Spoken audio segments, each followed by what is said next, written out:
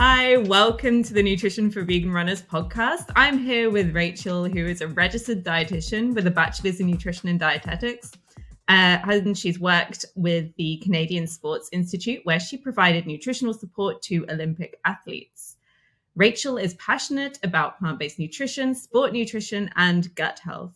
She's currently working as a dietitian for the health food market in Vancouver called Choices Markets. She does contract work for sports nutrition centers and has her own private practice, and many more things, as I've just learned.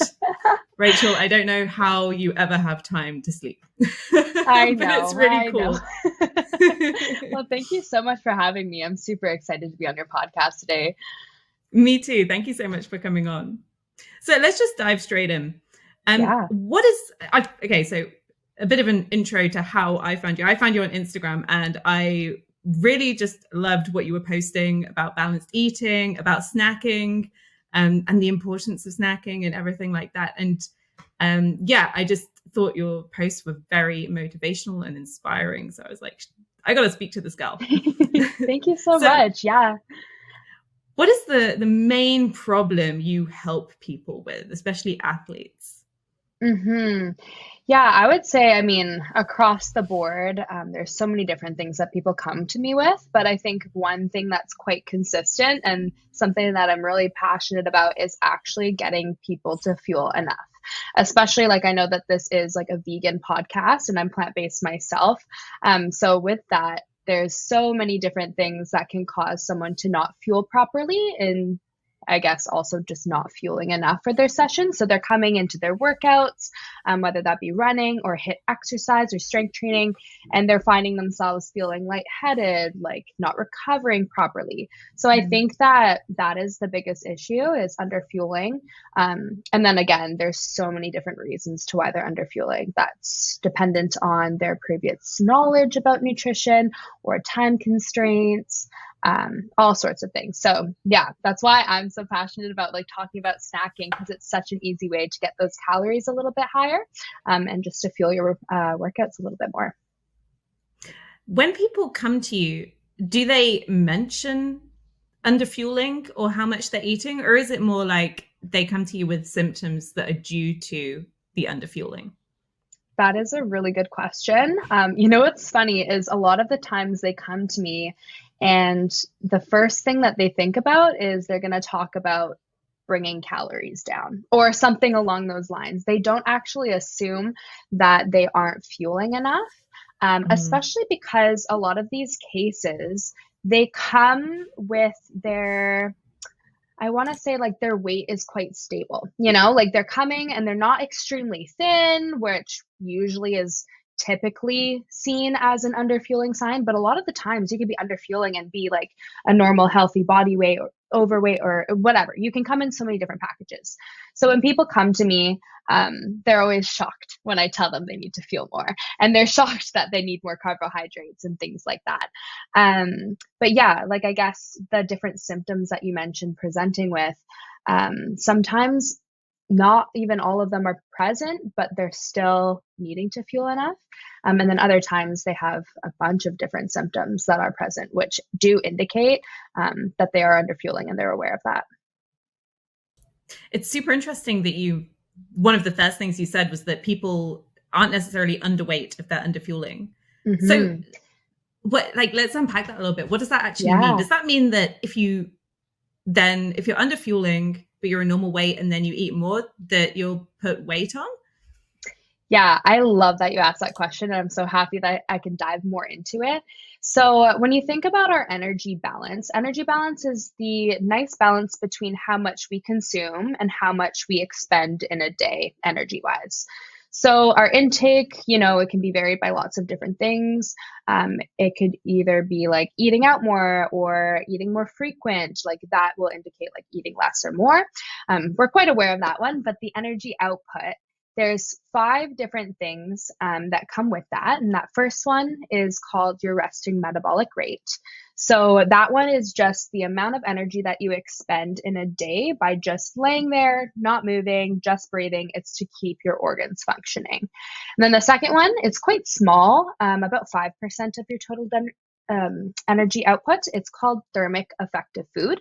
And that is the energy that your body actually needs to just like digest, absorb your nutrients, so on and so forth. The third one, which we're all quite aware of, is physical activity expenditure. So that one all depends on frequency, intensity, duration, all that kind of stuff. The fourth one is non-exercise activity thermogenesis, it stands for NEAT. And this is just kind of like your daily activities of living. So whether you clean a lot and you're fidgeting, or you got to walk to work, or you're on your feet all the time. So that's that one. And then the last one is kind of going back to what you were saying, is energy efficiency. And so energy efficiency is also coined the term adaptive thermogenesis. And what that really means is your body is very, very smart. It just describes how your body responds to either that caloric restriction or that caloric surplus.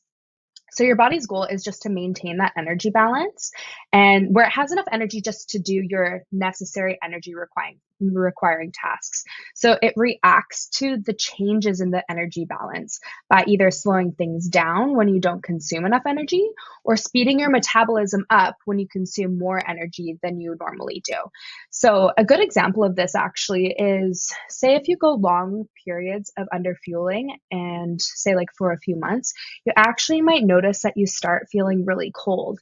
And that's your body just like taking away from your like internal heating system, you know? Or if you go long periods of like overfueling, you might find that you're sweating a lot, like you're really hot. So yeah, it's really, really neat. Your body just starts pulling energy away from systems like your immune system, your reproductive system. That's why people who go long periods of time under fueling, they actually lose their periods, which is not a great sign. And it is quite common, especially in females and runners and track athletes and all the sort. But because they're pulling from all these systems, it's not always just pulling from your body fat, and like you might just be stagnant there, and your body's used to that low intake. So bringing it full circle back, when people come to me and they're not like stick thin, but they're consuming really little, maybe they present with those symptoms like no period, or they're getting sick all the time, all of those sorts of things.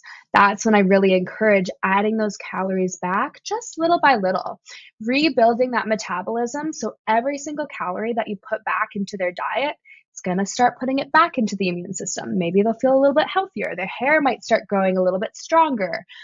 All those sorts of things. Their sleep might even get a little bit better. So yeah, that's kind of a long-winded answer to that. That's such a good answer though. Basically, your body will do everything. It'll like switch off loads of various tasks in order to keep your weight normal, because that's what's going to help you survive. At the end of the day, if you're going to survive, you need a little bit of fat on your body. So your body weight is the last thing to go. So that actually makes perfect sense. And for women, I guess it's really easy to recognize, because when your periods stop, it's obvious that you're underfueling. You can't really escape it. But what about for men? I guess it's harder for men to notice. Yeah, that's actually a really good point. So with men, they may notice that like their testosterone is going down when they're in stages of low energy availability. So a good indication could even be like monitoring their sex drive. There's lots of different factors that could impact that, but maybe their libido is really low. That's a good indication. And they would just also probably just notice other things like extreme fatigue. They're not recovering properly. Again, back to the immune system thing. Like if they're constantly getting sick, that's a really good indication as well.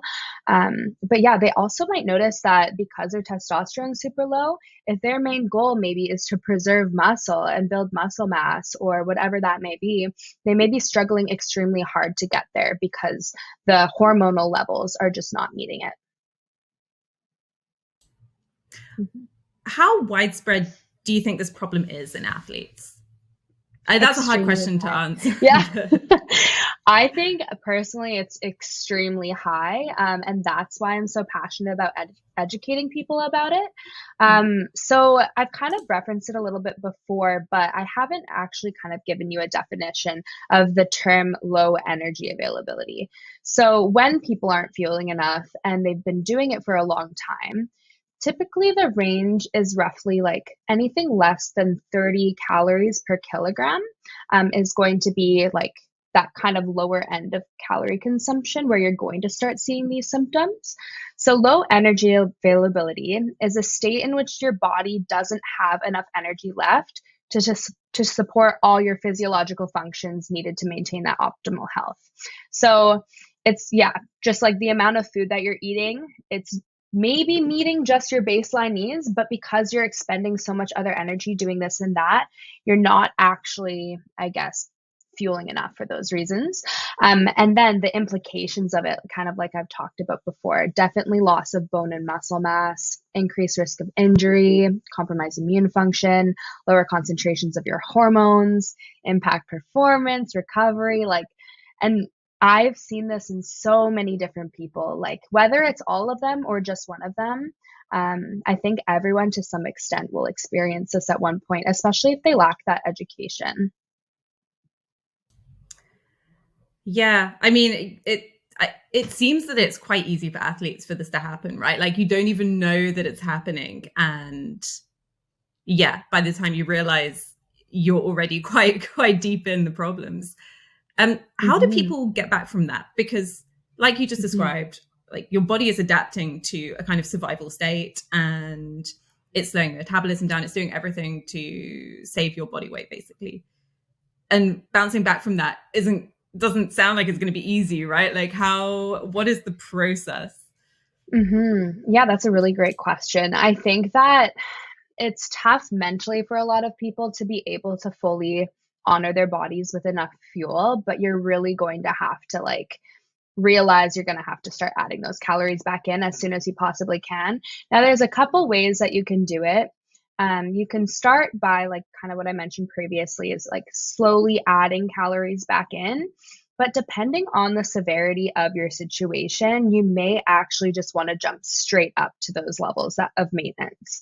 So, I mean, I would say, yes, you could do this on your own, but I would definitely recommend reaching out to a registered professional to help you if you're struggling with low energy availability, just because the implications are so impactful on your overall health. So I would reach out to like a registered dietitian and talk to them, and they can help you figure out just how much activity you're doing and what kind of symptoms you're experiencing. So then they can determine that severity of it. And then whether you want to either maybe, okay, let's see what you're eating now. How about let's just add in a pre-workout snack to start of about like 300 or so calories, and we'll start there. Okay, so you've talked about people. It's best if people work with a nutritionist or a practitioner or a professional who can kind of work with you and see what you need and help you to go from underfueling to a good amount of fueling. If someone is doing it on their own, if they don't have access to a professional, or even if they do, how can they fit this into their schedule, or how can they change their schedule to make sure they're fueling right? Yeah, that's a great question. And I would say, first off, just really get to know how much you're consuming right now. Be as honest as you can with yourself. It doesn't have to be extremely meticulous by calculating numbers and this and that, but just write down a simple food diary. Like I would start off being like, what do you start eating for breakfast? Like write it down. Do you have any snacks? Write it down. Do you have any lunch, dinner, so on and so forth? And then kind of look at that and then kind of determine, okay, do you think that's enough energy? Obviously, probably not if you're concerned about this low energy and all these different symptoms. So I would try to educate yourself, like try to really get a good foundation of knowledge on calorie density. So that would be the first thing I would recommend, is just really understand like what are those higher calorie foods and what are those lower calorie foods, and look at the composition of your plate. So especially on a plant-based diet, as you probably know, and as probably a lot of your listeners know, plant-based diet can be quite low in calorie, considering it's so high in fiber. It's so filling, lots of fruits and veg and all the sorts.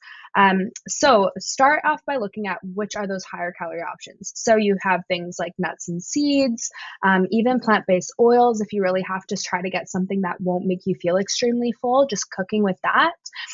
Things like beans, peas, lentils, soy products. Like make sure you're getting enough sufficient plant-based protein in there, like things like quinoa, edamame, tempeh, seitan, like or if you're not plant-based, also have whatever you have that's a protein-rich food.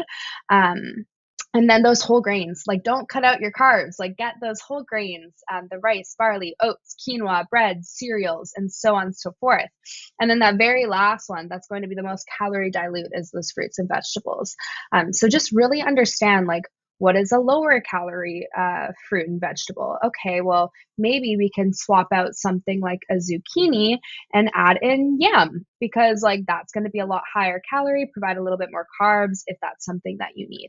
So yeah, I would say look at that and then start looking at that food diary and evaluate it. Okay, so for breakfast, are you having a smoothie with strawberries, water, a scoop of protein powder? Very, very calorie dilute. Okay, what could you do to fix that? Well, maybe we can add in a full large banana, because that's going to be a little bit like higher in calories than those strawberries. Instead of water, throw in some soy milk, because then it's like you got protein, you got more calories there.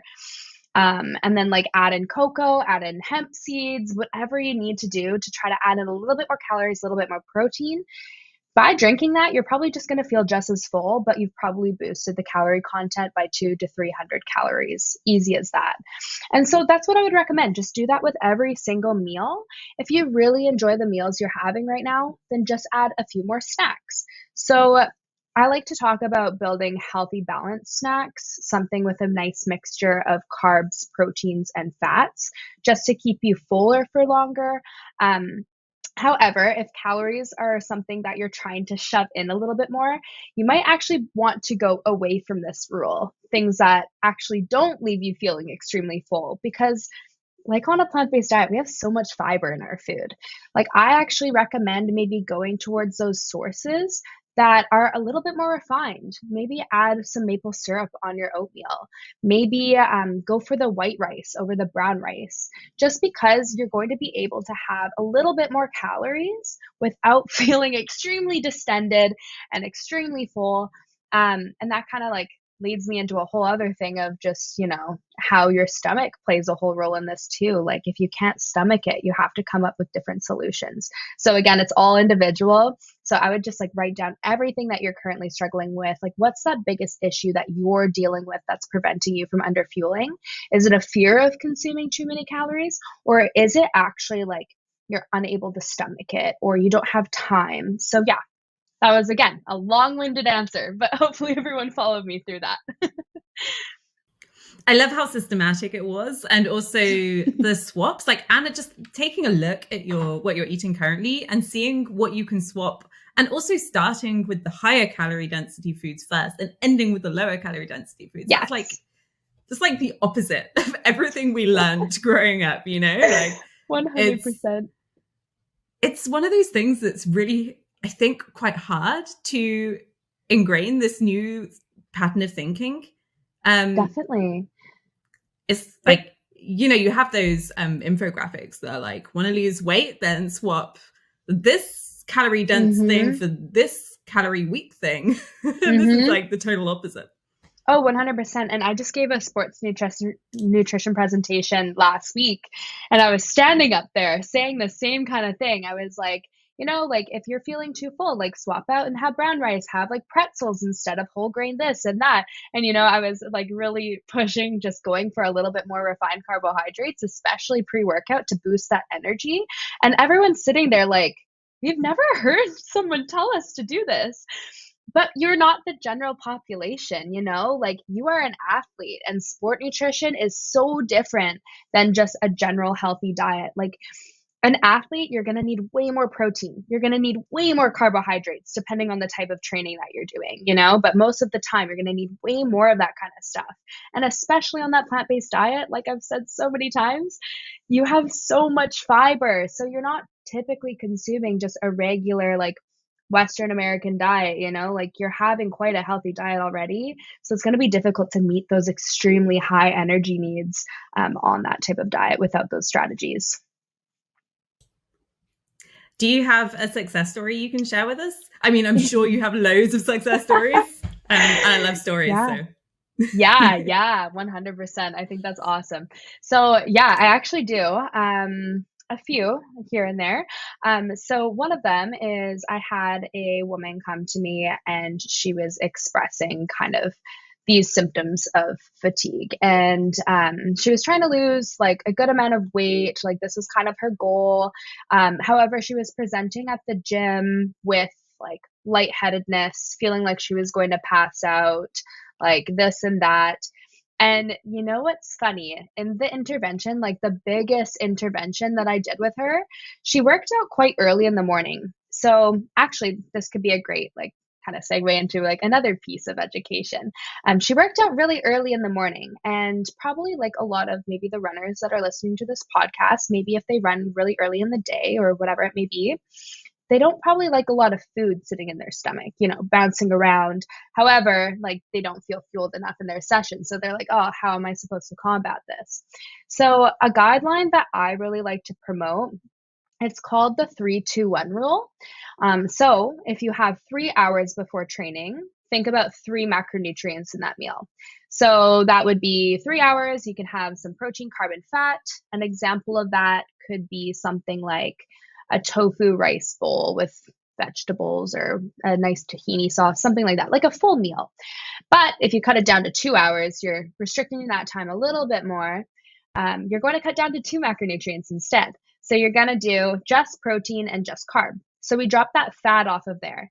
And the reason for dropping the fat as we decrease that time is because fat actually helps keep food stay in our stomach a little bit longer than normal. So it really slows down your digestion.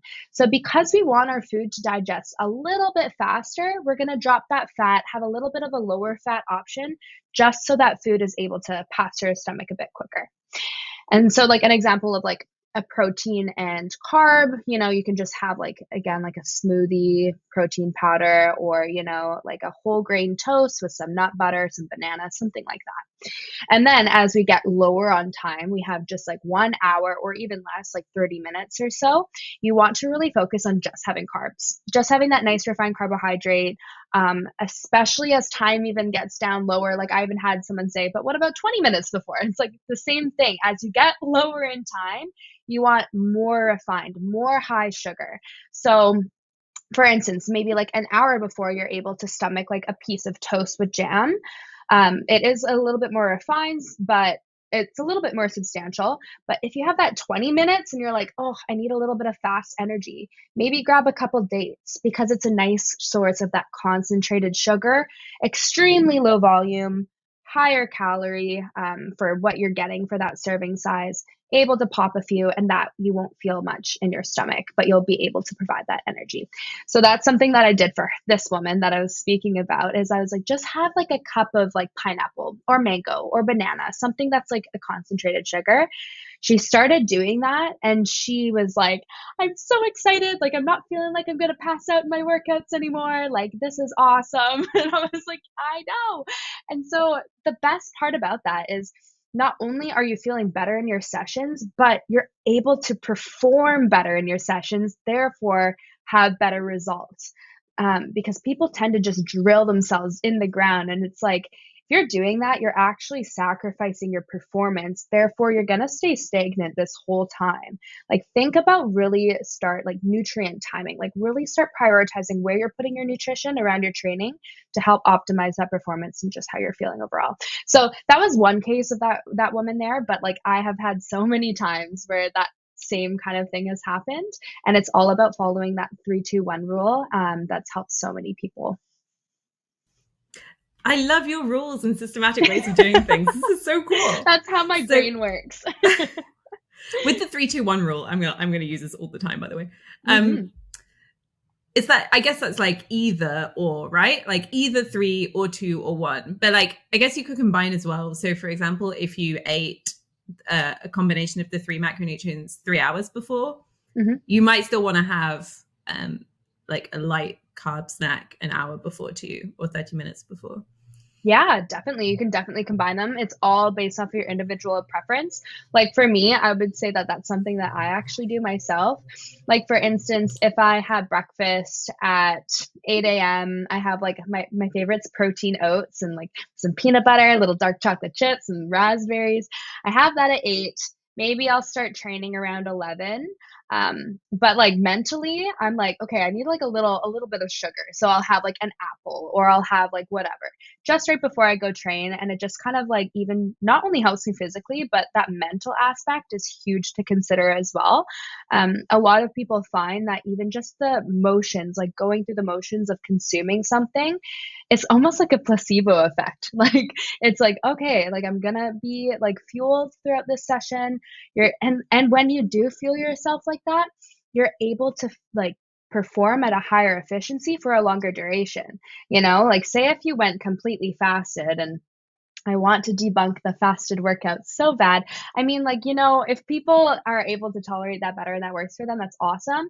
But it has been shown in so much different like studies, papers, evidence, that by consuming that pre-workout meal, you're able to push harder, perform better for that longer duration. So you're actually, again, remember, you're not staying stagnant. You're able to elevate your performance, therefore receive more results there.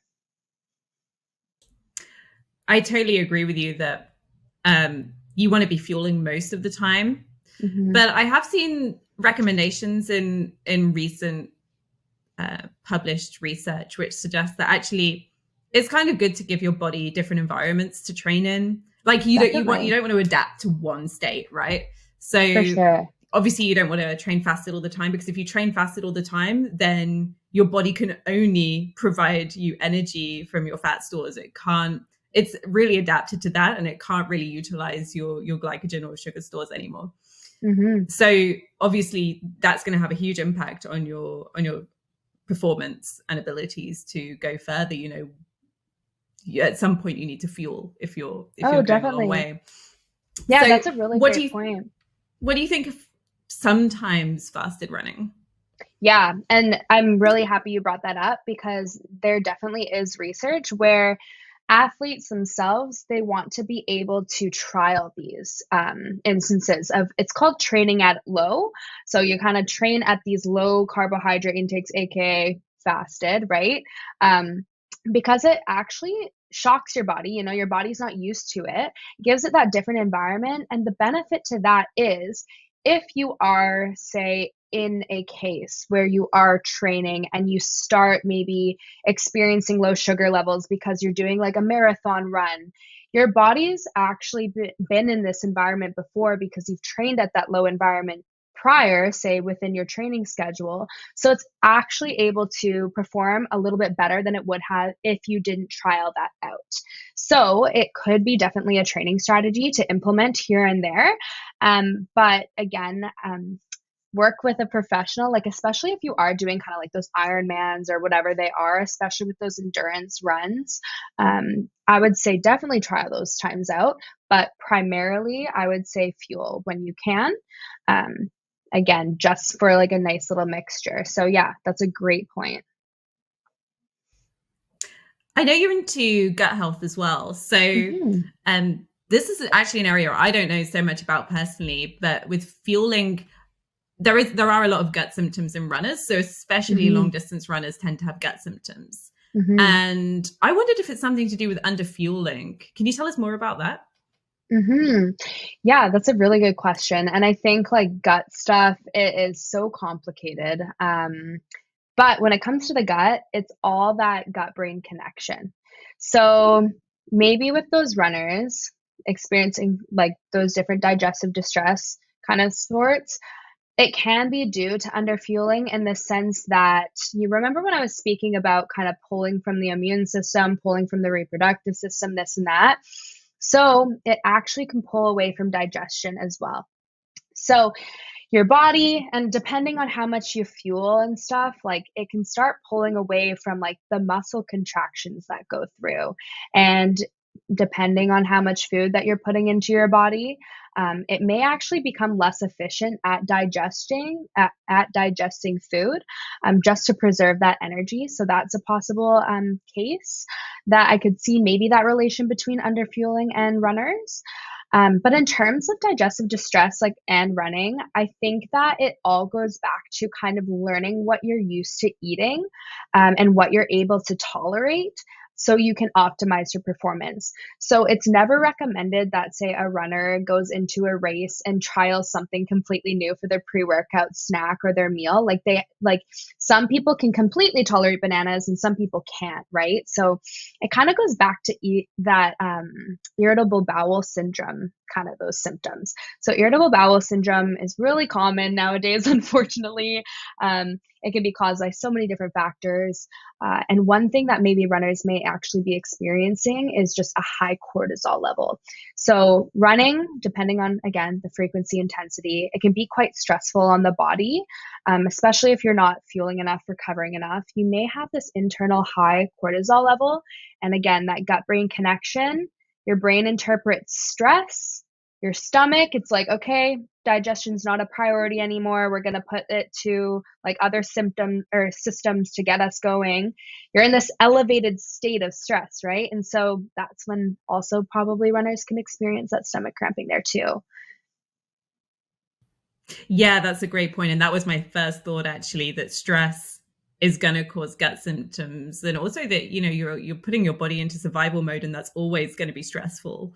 You can't really relax in that mode. So you're always on high alert. Definitely IBS is something that's really common in athletes. And I think, again, it's back to that stress. And I am actually someone that can attest to it because I have IBS myself. And when I was in my really stressful rotation within my dietetic school, I was working in the hospital. Sometimes I was working like 10-hour days. I just really didn't like working in that clinical environment. It wasn't for me.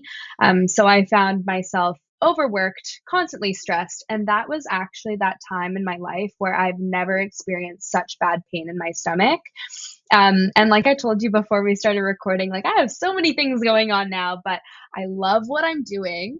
And the occurrence of actually having any sort of stomach issues has gone from like 100 to maybe 5%. Like it is just ridiculous how crazy our stress and our mind plays a role within our stomach and our well-being in that regard. So yeah, this is something that you're kind of listening to and you're like, wow, I'm having all of these like stomach cramps and IBS symptoms. Like it can be as simple as just trying to change your environment, maybe even just try deep breathing, mindful eating, lots of different strategies. There's cognitive behavioral therapy, lots of different things that you can try. I know that everything, people just want to quickly take a supplement, but sometimes you got to go that little extra mile too. Yeah, you're right. And going back to something you said earlier, I really am glad that you keep referring people to actually look at yourself and reassess your own diet and assess where you are. And everybody's different, right? Because that's what everyone's looking for. Everyone's looking for either a supplement or a pill or like a metaphorical pill where there's a piece of advice that's just going to work. And it's never that simple. But it's about constantly playing these experiments on your body and just seeing what works. Definitely. And I know it's like easy for me to say to just change your environment, and like start doing this or that to try to bring down your stress levels. And sometimes it's not that easy. I get that, especially when you're obligated to be doing something that, you can't just get out of. So there is a couple suggestions I can offer for those that are kind of looking for that pill. There's one called Beano. It's in Canada. I'm not 100% sure if it's over where you are or if it's an international thing. But it's just a pill that helps digest things like onions, whole grains, legumes. So it's a digestive enzyme specific to those things that are a little bit more difficult for some people to digest. So people that experience IBS symptoms, especially like if it's impacting their runs and just their overall well-being and their working out, you just take that with your meals and it really helps relieve symptoms of bloating and indigestion. Another thing that a dietitian that is actually my mentor. Her name is Jess Nourishes on Instagram. She specializes in gut health and IBS. And she told me about this supplement called Fodzyme. And it's something that you can purchase online, and it's a digestive enzyme for FODMAPs. So FODMAP is those types of sugars that, make IBS a little bit worse. And yeah, you just sprinkle that on top of your meals, and then you have it, and it really helps, again, like make those symptoms a little bit better. But yeah, those are two little solutions that are kind of like a Band-Aid over the bigger problem for anyone that's kind of looking for that.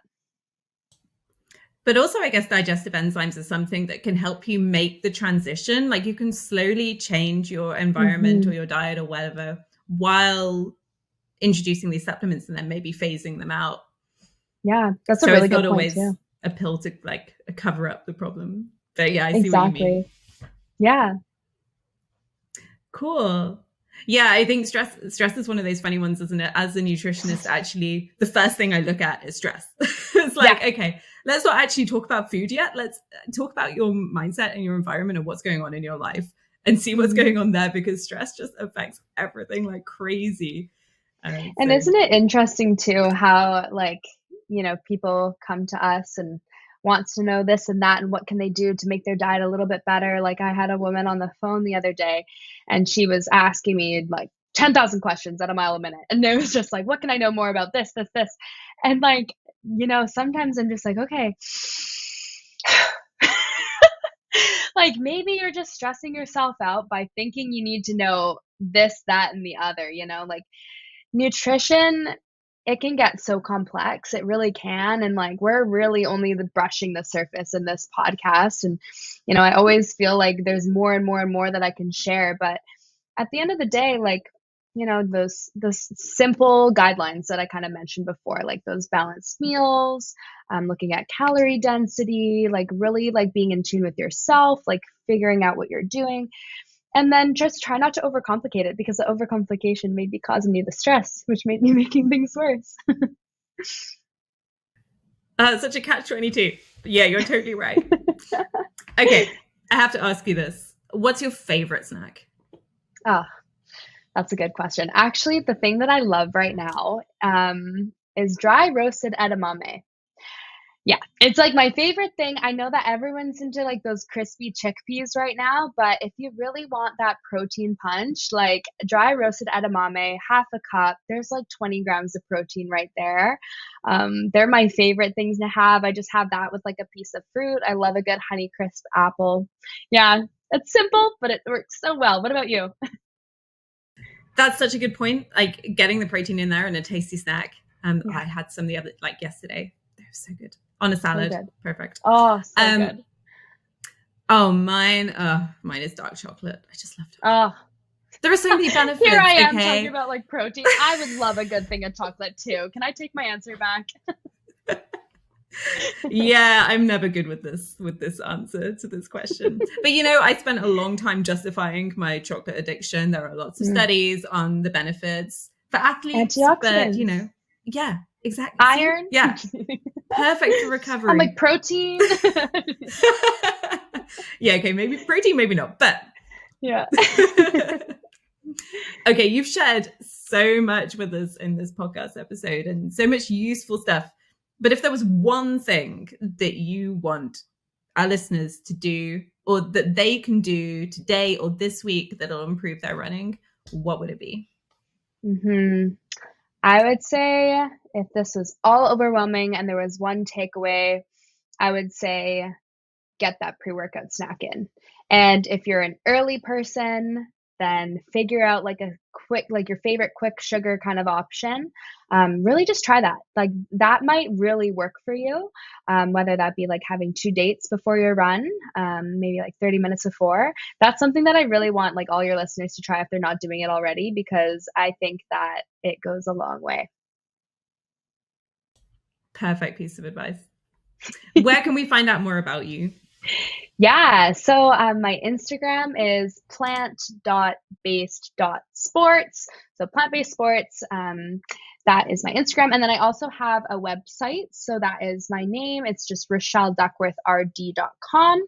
So RACHELLE. And then Duckworth is how it sounds, RD.com.